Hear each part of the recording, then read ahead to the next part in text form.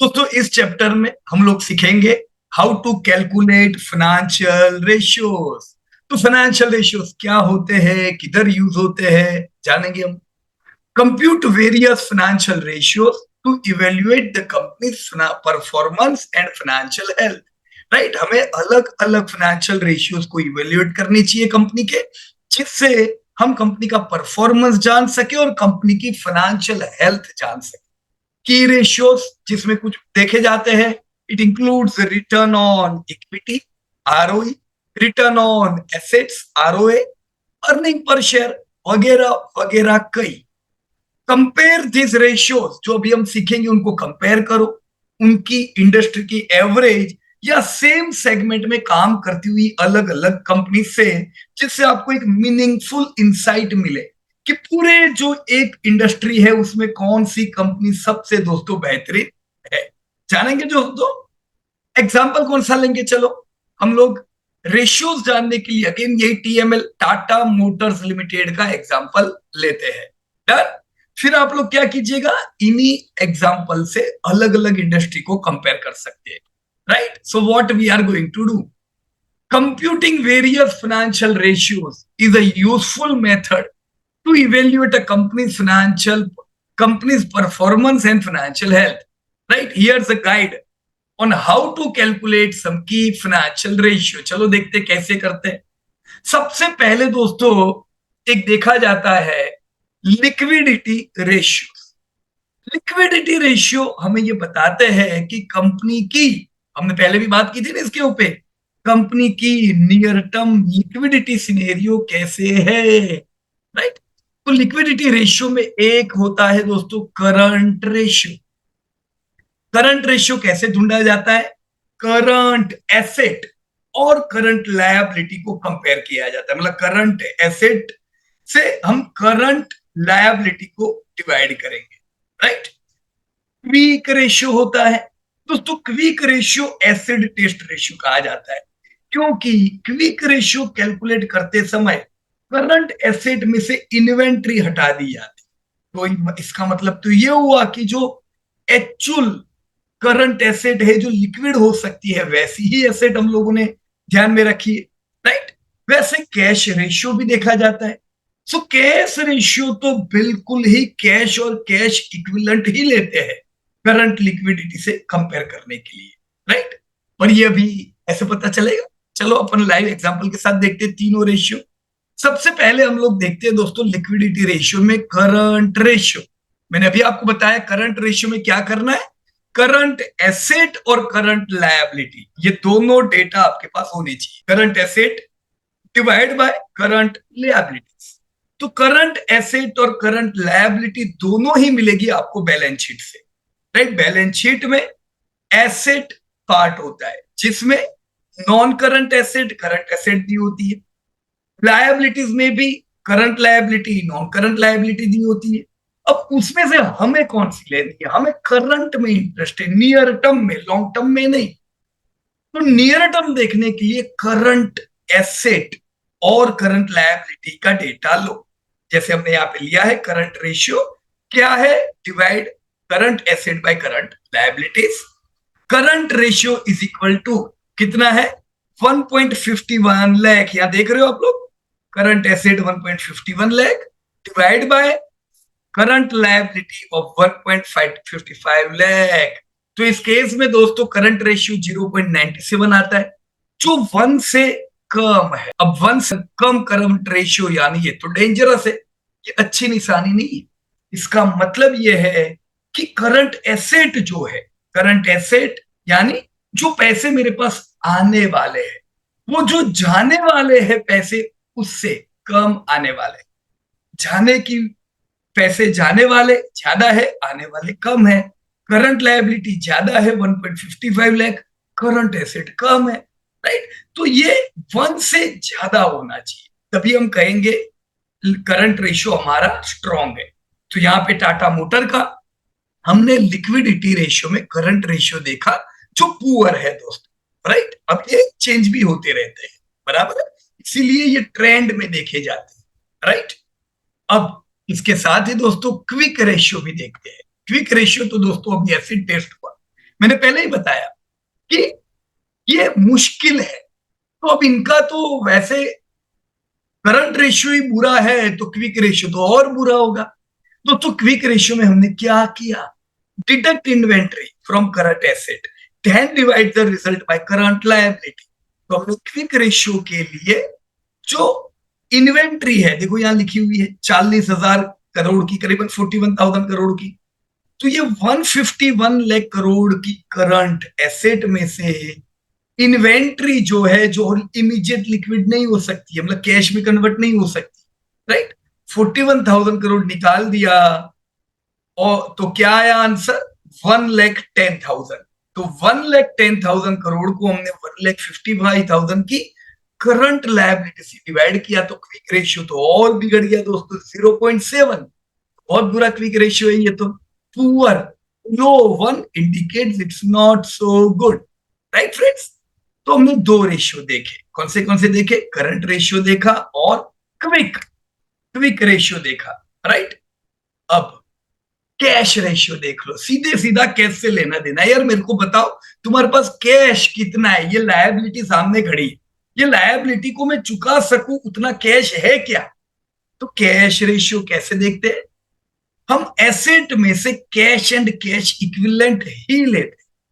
तो आपको current asset में कैश और कैश इक्विवेलेंट दी हुई है, और वो है 31,886 करोड़, 887 करोड़। तो कैश एंड कैश इक्विवेलेंट को हम करंट लायबिलिटी से डिवाइड करेंगे, तो ये तो और मुश्किल हुआ, राइट। तो कैश रेशियो हमारा क्या आएगा, जब हम 31,000 को 31,000 करोड़ से डिवाइड करेंगे दोस्तों, बहुत बुरा आएगा, 0.2। या क्विक नहीं आना चाहिए, कैश आना चाहिए। तो 0.2 is cash ratio, which again is less than 1 and it does not indicate good. Poor तीन रेशियो है। तो हम कह सकते हैं लिक्विडिटी पैरामीटर के टेस्ट में टाटा मोटर पास नहीं होती है। Now compare all this ratio with peer like Maruti का डेटा देखो, M&M देखो, फोर्स मोटर देखो, अशोक लेलैंड देखो, ताकि आपको पता चले, राइट, पीयर ग्रुप की कंपनी से दोस्तों कंपेयर करने का। अब जैसे अभी हमने लिक्विडिटी रेशियो देखे, वैसे दोस्तों प्रॉफिटेबिलिटी रेशियो भी होते हैं। सो प्रॉफिटेबिलिटी रेशियो क्या है दोस्तों, यहां पे हमने तीन profitability ratio, gross profit margin, operating profit margin और नेट प्रॉफिट मार्जिन। दोस्तों तीन प्रॉफिटेबिलिटी रेशियो काम लग सकते हैं। ज्यादातर आप प्रॉफिट मार्जिन देखते हो, पर कई बार प्रॉफिट मार्जिन से भी जब आपको डायरेक्ट इंडिकेशन ना मिले, हम और हायर ऑपरेटिंग मार्जिन या ग्रॉस प्रॉफिट मार्जिन देख के पता कर सकते हैं। चलो तीन के एग्जांपल देखते हैं। सबसे पहले दोस्तों यहां पे हम लेते हैं प्रॉफिटेबिलिटी रेशियो में gross profit margin. So gross profit margin यानी gross profit divide by revenue multiply by 100। अब ग्रॉस प्रॉफिट यानी क्या दोस्तों, ग्रॉस प्रॉफिट यानी कॉस्ट ऑफ गुड सोल्ड। तो इसमें आपकी इंटरेस्ट इनकम नहीं आएगी, D&A नहीं आएगा, राइट। इसमें आपका रॉ मटेरियल का कॉस्ट आएगा, बराबर है। तो मूल जो खर्चा प्रोडक्ट के बनाने में लगा है, वो चीजों को हम यहाँ पे कंसिडर करेंगे। तो gross profit margin divide gross profit by revenue, कैसे आएगा ग्रॉस प्रॉफिट मार्जिन, हमने यहाँ पे क्या किया है, 3,50,000 करोड़ का टोटल इनकम है, उसमें से 2,26,470 हमने डिडक्ट कर दिया, राइट। तो 2,26,000 क्या लिया है, देखो टोटल खर्चा तो ज्यादा है, 3,49,000 करोड़ का है, पर हमने पूरा खर्चा नहीं लिया, हमने खाली ए कॉलम और बी, ए और बी हमने यहाँ पे खाली लिया है, right, sorry A B C, हमने एम्प्लॉय का कॉस्ट भी कॉस्ट ऑफ गुड्स सोल्ड में नहीं लिया होगा। तो आपकी कंपनी का ग्रॉस प्रॉफिट मार्जिन दोस्तों 34% का आता है। Got it friends. ये कब काम लगता है दोस्तों, जब आपकी कंपनी को आप अलग अलग पीयर ग्रुप से कंपेयर करो, तो इससे दोस्तों आपको एफिशिएंसी पता चलती, राइट। जब हम इंटरेस्ट अगर कंसिडर नहीं करें, तब क्या हो रहा है, राइट, इंटरेस्ट, एम्प्लॉय, ये सब हमने कंसिडर नहीं किया हुआ है। दूसरा दोस्तों प्रॉफिटेबिलिटी रेशियो है operating profit margin. Operating profit margin क्या बताता है? Operating profit margin is equal to divide operating profit. Operating profit, तो ऑपरेटिंग प्रॉफिट में आपके सारे कॉस्ट निकल जाते हैं, टैक्स नहीं निकलता है, मतलब टैक्स को आप इंक्लूड रखते हो, इंटरेस्ट को आप नहीं गिनते हो, डेप्रिसिएशन एंड अमोर्टाइजेशन को आप नहीं गिनते हो, बराबर है। तो ऑपरेटिंग प्रॉफिट मार्जिन आपके केस में कितना आ रहा है? यहाँ पे 3,50,000 करोड़ माइनस 3,38,907। यहाँ पे ध्यान रखिए हमने इंटरेस्ट कॉस्ट नहीं गिना है, राइट। तो बचा कितना? 11,693 करोड़। 11,693 करोड़ को हमने टोटल रेवेन्यू से डिवाइड किया, तो आपका प्रॉफिट मार्जिन कितना आया? 3.3%, राइट। तो 3% का आपका ऑपरेटिंग प्रॉफिट मार्जिन है दोस्तों, करेक्ट। ये हमें बताता है दोस्तों कि कंपनी की ऑपरेटिंग एफिशिएंसी कितनी है अगर उसमें हम फिनांस और टैक्स को ना गिने तो, राइट। प्रॉपर ऑपरेटिंग मार्जिन हो पाए। अब third, net profit margin, this is absolutely important. Net profit margin यानी सब खर्चे निकाल दो, कुछ छोड़ने का नहीं, इंटरेस्ट भी ले लो, डेप्रिसिएशन भी ले लो ना, टैक्स भी ले लो ना, right. So net profit margin कैसे निकालेंगे? सब खर्चे निकाल के जो आपके पास बचे, जो मैंने यहाँ पे बताया है, profit loss of the year 2690 crore divide by total income, 0.8% का दोस्तों आपका प्रॉफिट मार्जिन आया, जो बहुत ज्यादा अट्रैक्टिव नहीं है दोस्तों। कुछ भी अगर प्रॉब्लम आए, रॉ मटेरियल के दाम बढ़ जाए, इंटरेस्ट रेट बढ़े, तो हो सकता है कंपनी हमारी वापस से लॉस में आ जाए। प्रॉफिट मार्जिन अच्छे है कि बुरे हैं, ये जानने के लिए अगेन इन्हें हमें पीयर ग्रुप ऑफ कंपनी से दोस्तों कंपेयर करना चाहिए। ऑलराइट, तो ये थे दोस्तों आपके प्रॉफिटेबिलिटी रेशियो। अब हम देखेंगे efficiency ratio, right. Efficiency ratio में क्या क्या होती है? ये आपकी कंपनी की एफिशिएंसी बताता है, जैसे return on asset, return on equity. अब ये return on asset, return on equity को प्रॉफिटेबिलिटी रेशियो में भी डाल सकते, बराबर है। एफिशिएंसी रेशियो भी कहेंगे, प्रॉफिटेबिलिटी रेशियो भी कहेंगे, लेकिन एसेट टर्नओवर रेशियो जो है ये प्रॉपर आपकी कंपनी की एफिशिएंसी बताता है, राइट। चलो तीनों तीन कैलकुलेट करते हैं। सबसे पहले हम देखेंगे एफिशिएंसी रेशियो में आरओई यानी रिटर्न ऑन इक्विटी। तो रिटर्न ऑन इक्विटी निकालने के लिए हमें क्या करना है? नेट इनकम यानी प्रॉफिट दोस्तों, profit divide by average share holders equity, आपकी जो टोटल इक्विटी हो वो ले लेने का, मल्टीप्लाई बाय 100। तो रिटर्न ऑन इक्विटी निकालने के लिए हमने क्या किया? Divide net income that is profit by average share holder equity and multiply by 100। क्या आपके सामने उदाहरण दोस्तों, कंपनी का प्रॉफिट कितना है? 2690 करोड़। कंपनी की टोटल इक्विटी कितनी है? 52,600 करोड़। किधर मिलेगी दोस्तों? आपको बैलेंस शीट में मिलेगी, बराबर है। इधर सी ये जो टोटल इक्विटी एंड लायबिलिटीज, अच्छा ये उदाहरण में, अच्छा यहाँ पे नहीं है, हमने आगे जो बैलेंस शीट बताई थी उसके अंदर होगी दोस्तों, आप देख लीजिएगा। इक्विटी में दो चीजें होती है, पेड अप इक्विटी और अदर इक्विटी, दोनों को इंक्लूड कर देने का, बराबर है। यहां पे क्या किया? 2690 करोड़ डिवाइड बाय जो टोटल इक्विटी है 52,600। क्या आंसर आया? Return on equity is equal to 5.1%। दोस्तों 5.1% रिटर्न ऑन इक्विटी यानी बहुत अट्रैक्टिव नहीं है। मैंने पैसा लगाया, मेरी जो इतनी इक्विटी है उसके सामने अगर मुझे खाली 5% मिल रहा है, तो इतना तो मेरे को एफडी भी दे रही है, राइट। तो बहुत अट्रैक्टिव आपकी रिटर्न ऑन इक्विटी नहीं दिख रही है। Compare return on equity with other companies, right. Now next, this is ROA, that is return on asset. दोस्तों रिटर्न ऑन एसेट ढूंढने के लिए हम क्या करेंगे? Net income divide by average total asset.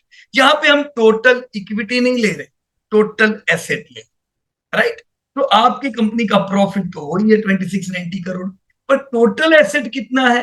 Previous जब आरओई गिन रहे थे हमने टोटल लिया था 52,600 करोड़।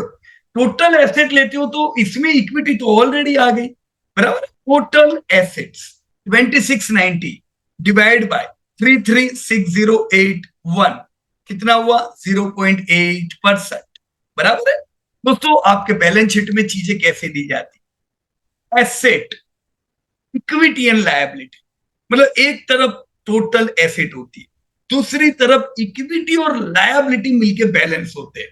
तो जितनी एसेट उतना ही इक्विटी और लायबिलिटी होता है, राइट। तो मुझे करेक्ट करना, अभी मैंने कहा कि इक्विटी एसेट में ही आ गई, वैसा नहीं है दोस्तों, बराबर है। एसेट अलग है, इक्विटी और लायबिलिटी मिलके बनती है, बराबर है।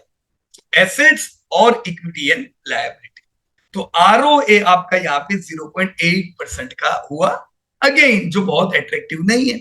अब आरओए तो और कम होगा, रिटर्न ऑन इक्विटी अट्रैक्टिव नहीं होगी, तो आरओए कहां से अच्छा होगा? कब सुधरेगा पता है? अगर कंपनी की प्रॉफिटेबिलिटी सुधरेगी। देखो अभी ऑटो सेक्टर वापस सुधर रहा है, तो कंपनी टाटा मोटर तो लॉस करती थी अभी तक, अब प्रॉफिट में आ गई।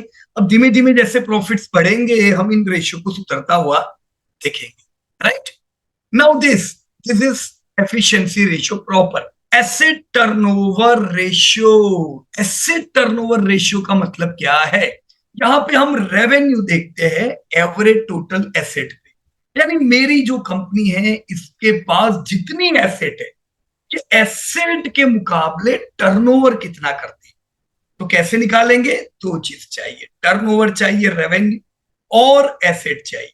तो जब हमने एसेट टर्नओवर रेशियो में revenue divide by average total asset किया तो आंसर आया 104%, यानी एसेट्स से थोड़ा बहुत ज्यादा टर्नओवर आपका हो रहा है, राइट फ्रेंड्स। एफिशिएंसी रेशियो भी आपको पीयर ग्रुप से चेक करना चाहिए, दूसरी कंपनियों का क्या है, बराबर है। अब दोस्तों हमने प्रॉफिटेबिलिटी रेशियो देखे, लिक्विडिटी रेशियो देखे, एफिशिएंसी रेशियो देखे, अब हम डेप्ट रेशियो देखेंगे। सोल्वेंसी रेशियो भी इन्हें कहते हैं दोस्तों, राइट, जो लॉन्ग टर्म कंपनी सिलेक्शन में दोस्तों आपको काम लगते हैं, राइट। तो डेप्ट रेशियो में क्या है? डेप्ट रेशियो में सबसे पहले डेप्ट टू इक्विटी रेशियो। डेप्ट टू इक्विटी रेशियो में हम कैसे गिनते हैं? टोटल डेप्ट, यानी टोटल बोरोइंग कंपनी की कितनी है उसको हम टोटल इक्विटी से डिवाइड करते हैं। दोस्तों ये बैलेंस होनी चाहिए, ऐसा नहीं है। टोटल डेप्ट टोटल इक्विटी के मुकाबले आधी होनी चाहिए, तो हम बोलेंगे कंफर्टेबल है। एक्चुअली 60% को कंफर्टेबल बोलते हैं, इसका मतलब ये नहीं 60 यानी बहुत अच्छा, पर 60 से ज्यादा यानी तो अच्छा नहीं, जितना कम उतना ज्यादा अच्छा। तो टाटा मोटर की केस में क्या है? टाटा मोटर का अगर हम डेप्ट टू इक्विटी रेशियो देखेंगे तो टोटल डेप्ट 1.25 करोड़ की है, 1.3 लाख करोड़, और टोटल इक्विटी खाली 52,600 की है, तो बैलेंस तो बिगड़ा हुआ है। इसे हम ये कहेंगे डेप्ट इक्विटी के मुकाबले 2.5 गुना ज्यादा है, 2.4x। तो this is not comfortable. Tata motor को आने वाले समय में अपनी डेप्ट पे एग्रेसिवली काम करना होगा। जैसे जैसे कंपनी की प्रॉफिटेबिलिटी बढ़ेगी, कंपनी का टारगेट रहेगा कि वो अपने डेप्ट बोरोइंग को कम करे, क्योंकि ये रेशियो अच्छी नहीं है। 2.4, 2.5 गुना तो बहुत बुरा हुआ, आधा होना चाहिए, बराबर है। मारुति जैसे बिल्कुल डेप्ट फ्री कंपनी है, right. Ashok Leyland not so much comfortable. तो ये जब D2E आप कंपेयर करोगे तो आपको पता चलेगा कि मेरे को कहां पे ज्यादा निवेश रखना चाहिए, राइट। अगर डेप्ट टू इक्विटी हाई होगी तो आप धंधा बहुत अच्छा करोगे, पर आपके जो प्रॉफिट है उसमें ज्यादा बड़ा हिस्सा डेप्ट में चला जाएगा, डेप्ट कवरेज में, यानी फिनांस में चला जाएगा। अगर ये डेप्ट नहीं होती तो ये तो आपके पास आता डिविडेंड के रूप में, तो नुकसान हो रहा है कि नहीं हो रहा है अपने को, राइट। इसलिए ही ध्यान रखने का। फिर दोस्तों डेप्ट ratio, this is another solvency ratio, right. आप इसे डेप्ट रेशियो भी बोल सकते। डेप्ट रेशियो में टोटल लायबिलिटी आएगा, या टोटल डेप्ट नहीं आएगा दोस्तों, करेक्ट करना है इसको। डेप्ट रेशियो कैसे ढूंढना है? Total liability by total asset. देखो इसका नाम देख के ऐसा लग सकता है डेप्ट रेशियो ने क्या डेप्ट को डिवाइड करना है, लेकिन ऐसा नहीं है। डेप्ट रेशियो में टोटल लायबिलिटी को हम टोटल एसेट से कंपेयर करते हैं कि लायबिलिटी एसेट के मुकाबले कितनी है, राइट। बैलेंस नहीं होनी चाहिए, लायबिलिटी कम होनी चाहिए, एसेट ज्यादा होनी चाहिए, तब हम कहेंगे कंपनी कंफर्टेबल है। अब इस केस में अगर हम देखें तो डेब्ट रेशियो में क्या है, टोटल लायबिलिटी 2.83 लाख करोड़ की, आप देख सकते हो हमने लिखा है liabilities 2.83 lakh crore. Total asset कितनी है दोस्तों, 3.36 लाख करोड़। तो इस केस में लायबिलिटी 0.84 है, और कम होनी चाहिए दोस्तों। 60-50 को हम कंफर्टेबल मान सकते हैं, बराबर। फिर भी ऐसा कुछ भी नहीं है। आप पीयर ग्रुप की कंपनी से कंपेयर करके पक्का पता लगा सकते हो कि किसका सबसे फेवरेबल डेब्ट रेशियो है, बराबर दोस्तों। तो ये थे अलग अलग रेशियो। इंटरेस्ट कवरेज रेशियो, ये भी दोस्तों आपके सॉल्वेंसी में आता है, राइट। कैसे ढूंढा जाता है इंटरेस्ट कवरेज रेशियो, इसे आईसीआर भी कहा जाता है, राइट। तो इंटरेस्ट कवरेज रेशियो में हम देखते हैं earning before, but what before interest and tax. Interest coverage ढूंढने के लिए हम अर्निंग लेंगे पर फाइनेंस नहीं गिनेंगे, टैक्स नहीं गिनेंगे। तो ईबीआईटी जो बचा, यानी कंपनी ने जो धंधा किया उसमें से जो खर्चा किया वो निकाल दी। खर्चे में हमने क्या चीज नहीं गिनी, इंटरेस्ट नहीं गिना, टैक्स नहीं। तो खर्चा करने के बाद जो बचा पैसा वो इंटरेस्ट यानी ब्याज भरने के लिए सफिशिएंट है कि नहीं है, ये हमें बताता है। अगर आपकी कंपनी के पास कम पैसा बचता है, ज्यादा इंस्टॉलमेंट पे करने हैं इंटरेस्ट के, तो रिस्की हुआ ही है, बराबर कि नहीं। तो EBIT divide by interest expense यानी आईसीआर आपको बताता है कि कंपनी के पास जो पैसा आ रहा है वो ब्याज भरने के लिए, राइट, पैसा आ रहा है, खर्चा निकालने के बाद जो पैसा बचता है वो ब्याज भरने के लिए सक्षम है कि नहीं, राइट। तो इस केस में अगर हम देखें इंटरेस्ट कवरेज रेशियो कितना हो रहा है, टाटा मोटर का ईबीआईटी 11,693 करोड़ है, और कंपनी को इंटरेस्ट इसमें से 10,000 करोड़ तो इंटरेस्ट पे कर लेना है, तो ये तो बड़ा रिस्की हुआ, 1.1 खाली, राइट। तो इसीलिए ये लोग अभी तक लॉस करते थे। ये 1.1 नहीं बल्कि 20 को हम मानेंगे कंफर्टेबल, जितना कम उतना ज्यादा अच्छा, बराबर दोस्तों। तो ईबीआईटी भी आपको काम लग सकता है, right. So this are just few examples of financial ratio depending on your analysis objective and industry specific consideration. You may want to calculate additional ratio that are relevant to your assessment, right friends? So now to compute this ratio, ये ratio निकालने के लिए आपको financial data लेना होगा। किधर से मिलेगा, एनुअल रिपोर्ट से मिलेगा, आपको इनकम स्टेटमेंट, बैलेंस शीट। तो ensure you use accurate and consistent number for the numerator and denominator, such as figure from the same period or average of for certain ratios, right? एक बार ratio देख के सीधा decision नहीं बोल ले लो ये तो गलत है, खराब है। कंसिस्टेंसी देखो, अगर आपके रेशियो सुधरते जा रहे हैं तो ये खुश खबर है, अच्छी बात है, right. So this was all about your financial ratios. Bye calculating and analysing this financial ratios आपको इंसाइट्स मिल सकती है कंपनी के परफॉर्मेंस की, कंपनी के प्रॉफिटेबिलिटी की, कंपनी की एफिशिएंसी की और लिवरेज की। इससे आप ओवरऑल फाइनेंशियल हेल्थ दोस्तों आपकी कंपनी की जान सकते हो। तो अभी क्या करोगे आप लोग, मारुति, महिंद्रा एंड महिंद्रा, अशोक लेलैंड, ये सब के डेटा कंपेयर करो और बताओ मुझे सबसे अच्छा डेटा किसका है, right. So this was all about ratios. अब हम नेक्स्ट एपिसोड में दोस्तों कैश फ्लो एनालिसिस करेंगे। Alright, thank you.